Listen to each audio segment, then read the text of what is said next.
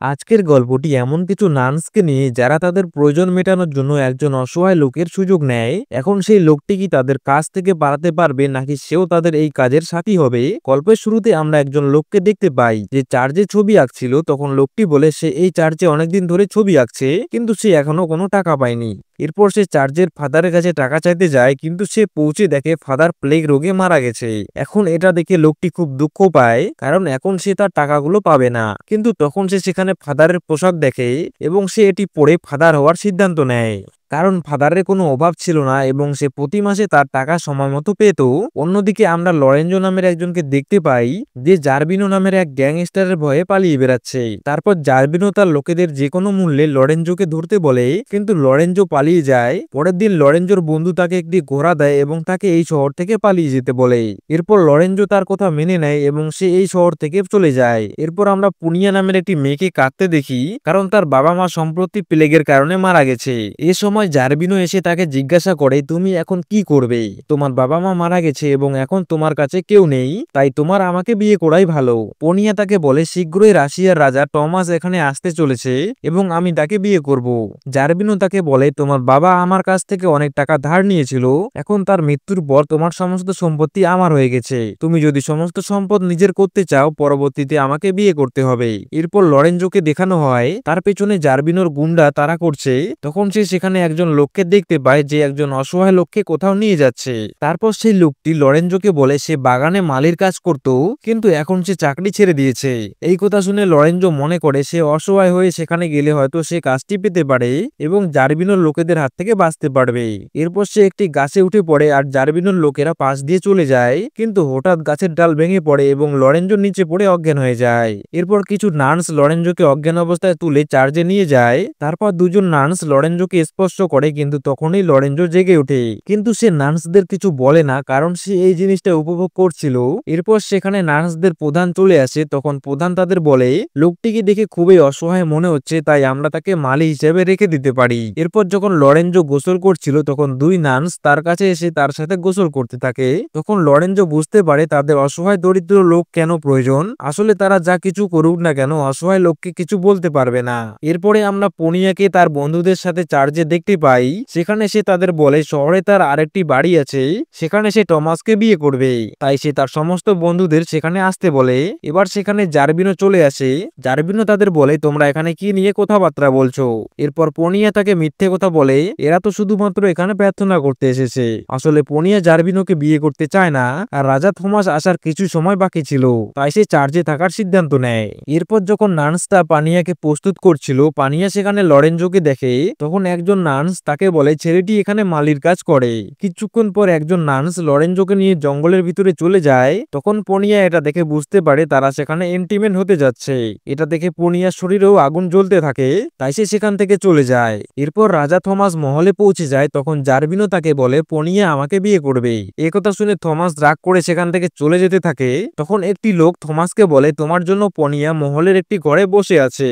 এখন এই কথা শুনে থমাস খুশি হয় এবং তার বন্ধুদের সাথে সেখানে চলে যায়। এরপর লরেঞ্জো যখন তার ঘরে বসে আছে, তখন দুই নার্স তার জন্য খাবার নিয়ে আসে এবং তারা দুজনেই জানতো বাকি নার্সরা লরেঞ্জোর সাথে কি করে। এখন তারাও লরেঞ্জোর সাথে থাকতে চায়। তারপরে তারা লরেঞ্জোর সাথে ঘনিষ্ঠ হতে শুরু করে এবং লরেঞ্জো তাদের সাথে যোগ দেয়। পরের দিন যখন পনিয়া দুই নার্সকে নিয়ে লরেঞ্জোর জন্য গরম পানি নিয়ে যাচ্ছিল, তখন পনিয়া তাদের দুজনকে বলে, তোমরা লরেঞ্জোর সাথে যা করছো সেটা পাপ। তখন দুই নার্স বলে, আমরা যেটা করছি সেটা পাপ নয়, আসলে তোমার হিংসে হচ্ছে। এটা শুনে পনিয়ার খুব রাগ হয় এবং সে লরেঞ্জের উপর গরম পানি ঢেলে দেয়। এটা দেখে নার্সটা বুঝতে পারে পনিয়া এখন লরেঞ্জোকে পছন্দ করতে শুরু করেছে। এরপর যখন থমাস পনিয়ার সাথে দেখা করতে যায়, পথে জার্বিনো বন্ধুদের সাথে তাকে আক্রমণ করে, যেখানে থমাসের সমস্ত বন্ধু নিহত হয়, কিন্তু থমাস কোনোভাবে পালিয়ে যায়। অন্যদিকে লরেঞ্জের প্রতি ও পানিয়ার অনুভূতি বাড়তে থাকে। তারপর একদিন সে লরেঞ্জোকে গান গাইতে দেখতে পায় এবং তখন সে বুঝতে পারে লরেঞ্জো কোনো অসহায় লোক না, সে অসহায় হওয়ার অভিনয় করছে। একদিন যখন পনিয়া লরেঞ্জোকে খাবার দিতে যায়, তখন সে তার চোখ বেঁধে তাকে কিস করে চলে যায়। এখন লরেঞ্জো বুঝতে পারে না সে কে, কিন্তু সে এসব খুব উপভোগ করছিল।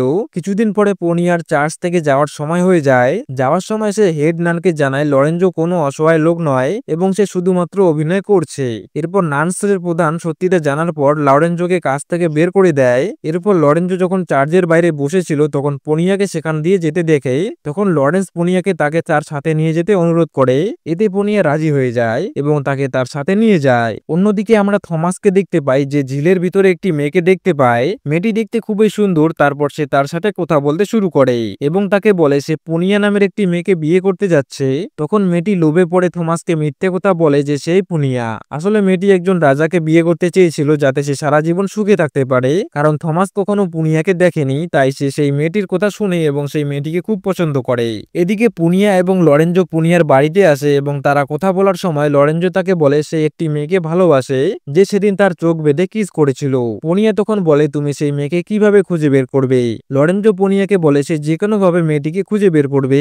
এরপর পুনিয়া তাকে বলে তুমি আমাকে কিস করলে সেই মেয়েকে খুঁজে পাবে। তারপর লরেঞ্জো যখন পুনিয়াকে কিস করতে যাচ্ছিল তখন জারবিনো তার লোকেদের সাথে সেখানে আসে। এরপর যখন জারবিনো পুনিয়াকে নিয়ে যেতে চায় তখন লরেঞ্জো জারবিনোকে তার সাথে ফাইট করতে বলে।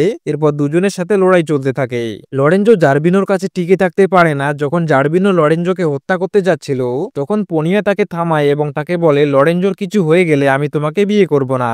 এখন পনিয়া মনে করে জারবিনো তাকে হত্যা করতে পারে, তাই সে জারবিনোকে এখন তাকে বিয়ে করতে বলে এবং আরো বলে বিয়ের পর তাকে লরেঞ্জোকে ছেড়ে দিতে হবে। এখন জারবিনো এই সত্যটি গ্রহণ করে এবং তার দুই বন্ধুকে ফাদারকে নিয়ে আসতে বলে। কিছুক্ষণ পর ফাদার সেখানে আসে এবং পনিয়া তাকে কিছু টাকা দেয় এবং বলে আমি এই বিয়ে করতে চাই না, তাই আপনি এই বিয়েতে যতটা সম্ভব সময় পার করবেন। যখন তারা বিয়ে করতে যাচ্ছিল ফাদার পনিয়ার কথা মতো বিয়েতে দেরি করতে থাকে। এটা দেখে জারবিনোর খুব রাগ হয় এবং সে ফাদারের গলায় ছুরি রেখে তাড়াতাড়ি বিয়ে সম্পন্ন করতে বলে। এরপর সেখানে থমাস চলে আসে। থমাসের হাতে বন্দুক দেখে জারবিনো সেখান থেকে পালিয়ে যায়। কিছুক্ষণ পর লরেঞ্জো সেখানে আসে। এরপর থমাস এবং লরেঞ্জো মিলে জারবিনোর লোকেদের মেরে ফেলে। এরপর লরেঞ্জো জারবিনোকে তার সাথে যুদ্ধ করতে বলে এবং তারা দুজনে খুবই উপর লড়াই করতে থাকে। লড়াইয়ের এক পর্যায়ে জারবিনো কূপে পড়ে মারা যায়। তারপর পুনিয়াও সেখানে আসে এবং থমাসকে বলে আমি তোমাকে বিয়ে করতে পারবো না, আমি অন্য একজনকে ভালোবাসি। যখন সে তার মুখ দেখায় তখন থমাস তাকে বলে তুমি সেই পুনিয়া নও যাকে আমি ভালোবাসি। এদিকে সেই মেয়ে সেখানে আসে এবং সে থমাসকে সব সত্য বলে দেয়। মেয়েটি বলে আমি একজন দাসী, আসলে আমি একজন রাজাকে বিয়ে করতে চেয়েছিলাম, তাই আমি তোমাকে মিথ্যে কথা বলেছি, কিন্তু এখন আমি তোমাকে সত্যিই ভালোবাসি। এদিকে থমাসও তাকে ভালোবাসতে শুরু করেছে, তাই সে তাকে বিয়ে করে। এদিকে পুনিয়া লরেঞ্জোর কাছে আসে এবং লরেঞ্জো তাকে বলে আমি কেবল সেই মেয়েটিকে বিয়ে করব যে সেদিন আমার চোখে কাপড় বেঁধে আমাকে কিস করেছিল। এটা শুনে পুনিয়া তাকে কিস করতে বলে। তখন লরেঞ্জো তাকে কিস করে। তখন সে বুঝতে পারে এটা সেই মেয়ে যে তাকে কিস করেছিল। এরপর তাদের বিয়ে হয়ে যায় আর এই গল্পটা এখানেই শেষ হয়ে যায়।